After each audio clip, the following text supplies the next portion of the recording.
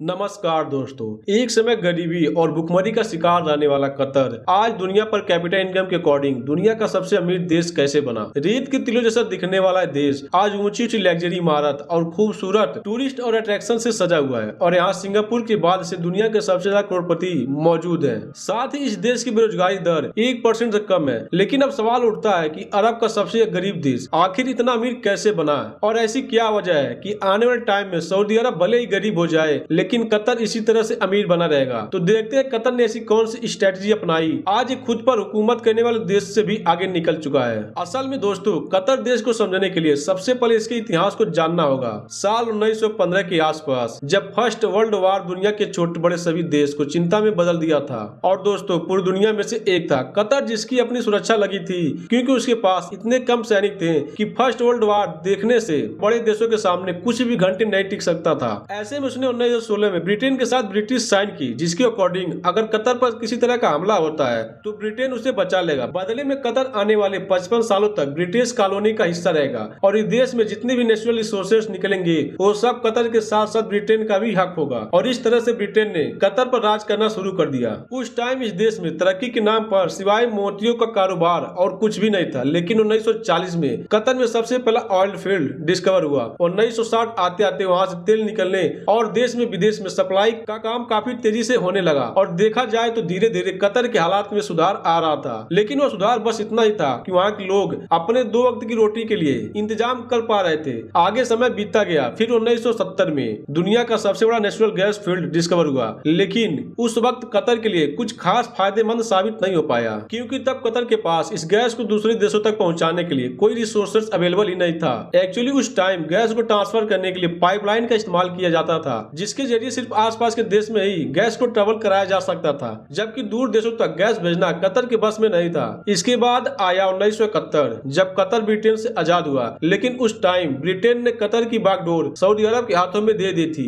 और अब कतर की हर फैसले में उनकी पड़ोसी मुल्क सऊदी अरब का बहुत बड़ा इंटरफेस रहता था। हर छोटा बड़ा फैसला सऊदी अरब की ही मर्जी से लिया जाता था। लेकिन कतर के लीडर्स को यह बात समझ आ गई थी कि सऊदी अरब के आगे झुककर उनका देश कभी भी तरक्की के रास्ते पर नहीं आ पाएगा। इसलिए 1990 में कतर सऊदी अरब से अलग हो गया। इसके बाद कतर के सत्ता में थोड़े मन मुटाव देखने के लिए मिले क्योंकि मोहम्मद से खलीफा के काम करने के तरीके उनके बेटे मोहम्मद बिन खलीफा खुश नहीं थे। उनको लगता था कि सिर्फ तेल बेचकर देश को डेवलप नहीं किया जा सकता है। इसलिए 1995 में उन्होंने अपने पिता के हाथों से सत्ता छीनकर अपने हाथ में ले ली। इसके बाद उन्होंने देश के डेवलपमेंट पर काफी जोर दिया और सत्ता में आने के कुछ सालों के बाद ही और कई तरह की सुधार देखी गई है। और जब ये देश तरक्की की ओर बढ़ा तो फिर उसने कभी भी पीछे मुड़कर नहीं देखा। तेल से मिलने वाले पैसे को नई टेक्नोलॉजी में इन्वेस्ट करना शुरू कर दिया। यहीं से गैस को लिक्विफाइड करने का काम शुरू हुआ। एक्चुअली में लिक्विफिकेशन है कैसे टेक्नोलॉजी है जिसमें गैस को लिक्विड फॉर्म में बदला जाता है ताकि उसे तेल की तरह कहीं पर भी बहुत ही आसानी से भेजा जा सके। और दोस्तों इस टेक्नोलॉजी के मिलने के बाद से ही कतर ने असली तरक्की करना स्टार्ट किया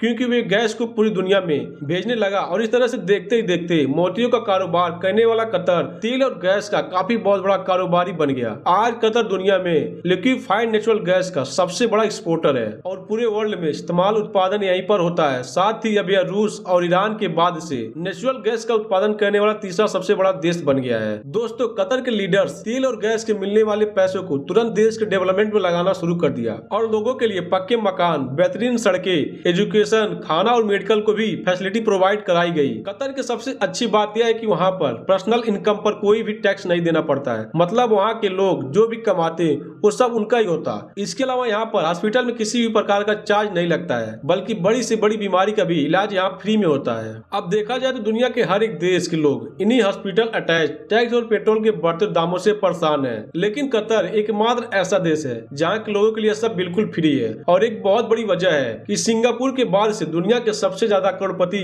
कतर में ही है। अब दोस्तों गैस और तेल एक ऐसे नेचुरल रिसोर्सेस है जो कि कभी ना कभी खत्म हो ही जाएंगे और ये बात हमद बिन बहुत अच्छे से जानते हैं। इसलिए उन्हें चिंता सताने लगी कि अगर नेचुरल रिसोर्सेज खत्म हो गए तो फिर कतर का क्या होगा। देश का पूरा डेवलपमेंट खराब हो जाएगा और वापस देश से भूखमरी और गरीबी की चपेट में चला जाएगा। अब फ्यूचर में नजर आ रहा है इस खतरे से बचने के लिए उन्हें गैस और पेट्रोल से मिलने वाले पैसे को दुनिया की बड़ी बड़ी कंपनी में इन्वेस्ट करने को सोचा और इसके लिए उन्होंने 2005 में कतर इन्वेस्टमेंट अथॉरिटी के नाम से एक ट्रस्ट बनाया और इस ट्रस्ट के जरिए उन्होंने पूरी दुनिया में ही अपना पैसा इन्वेस्ट करना शुरू कर दिया। इसके अलावा उन्होंने विदेशी टूरिस्ट को आकर्षित करने के लिए कई बड़ी खूबसूरत टूरिस्ट अट्रैक्शन समय और कतर के संस्कृत इतिहास को भी काफी इम्पोर्टेंस दिया जाता है। लोग उसके बारे में जाने और इंटरेस्ट दिखाएं। अब दोस्तों, अगर हम कतर एयरवेज को एक 5 स्टार होटल कहें तो फिर एक गलत नहीं होगा, क्योंकि इसी के सहारे कतर ने दुनिया भर के टूरिस्ट को अपनी तरफ आकर्षित किया है। और दोस्तों, इसके अलावा भी कतर ने ऐसा बहुत कुछ किया है जिसकी वजह से टूरिस्ट वहां पर आना जाना पसंद करते हैं। और 2022 में होने वाला फीफा वर्ल्ड कप इस चीज का एक बेहतरीन एग्जाम्पल है, जहां इतना छोटा सा देश होने के बावजूद भी कतर फीफा वर्ल्ड कप की मेजबानी कर रहा है, जबकि इसके लिए अरेंजमेंट करने से दुनिया के बड़े बड़े देश भी कतराते हैं। इसके अलावा पिछले कुछ दशकों से यहाँ पर मछली पकड़ने के कारोबार को भी काफी ज्यादा प्रॉफिटेबल बनाया गया है। और दोस्तों, आज दुनिया की ज्यादातर सभी फेमस और बड़ी कंपनियां कतर ही शेयर होल्डर है। एग्जाम्पल के लिए कतर ने लंदन के famous department profile billion pounds में खरीदा था। साथ ही फ्रांस की मीडिया कंपनी लेजेट्री का 10% और बीसी कंस्ट्रक्शन का 5.6% हिस्सा भी कतर ने हायर किया है। और दोस्तों, इन सब के अलावा कतर ने वेस्टर्न कंट्रीज के बड़े बड़े होटल और लग्जरी प्रॉपर्टीज को भी खरीदा हुआ है, जिसमें लंदन की 10 सेवाएं और डी कॉनॉट जैसी लग्जरी हिस्टोरिक होटल भी शामिल है। केवल लंदन की मशहूर गगनचुम्बी भी इमारत सौड का 95% मालिकाना हक भी एल्थेनी खानदान के पास है। यानी कुल मिलाकर अगर कहा जाए तो लंदन में एल्थेनी खानदान के पास महारानी एलिजाबेथ के सेकंड से भी ज्यादा दौलत है। और सिर्फ लंदन ही नहीं बल्कि अमेरिका में भी सहारा ग्रुप के डी प्लाजा होटल को कतर सरकार ने 41,000 करोड़ में खरीदा था, जिसके पहले अमेरिका के पूर्व राष्ट्रपति डोनाल्ड ट्रंप ऑन करते थे। और दोस्तों, इसी तरह से भी और भी ना जाने कितनी बड़ी बड़ी और महंगी प्रॉपर्टीज को कतर ने इन्वेस्ट किया। और तभी तो इन्वेस्ट के मामले में कतर आज दुनिया का चौथा सबसे बड़ा देश है। और यही वजह है कि फ्यूचर में natural resources like Ireland gas खत्म होने पर भी सऊदी अरब जैसे देश भले ही गरीब हो जाए, लेकिन कतर पर इसका कुछ भी खास असर नहीं होगा। और दोस्तों, सऊदी अरब इसलिए भी आगे चलकर गरीब हो सकता है क्योंकि एक्सपोर्ट के अकॉर्डिंग अगले कुछ दशकों तक ऑयल पूरी तरह से खत्म हो जाएंगे, लेकिन गैस के लिए ऐसा कोई भी प्रिडिक्शन नहीं है। और यही वजह है कि सऊदी अरब जहां तेल पर निर्भर है, वहीं कतर के पास आज गैस का सबसे बड़ा भंडार मौजूद है, जो कि इस देश के लिए प्लस पॉइंट है। दोस्तों, अगर नॉलेज अच्छा लगा हो तो वीडियो को लाइक करके चैनल को सब्सक्राइब जरूर करिएगा। फिर मिलेंगे नेक्स्ट वीडियो में। जी धन्यवाद।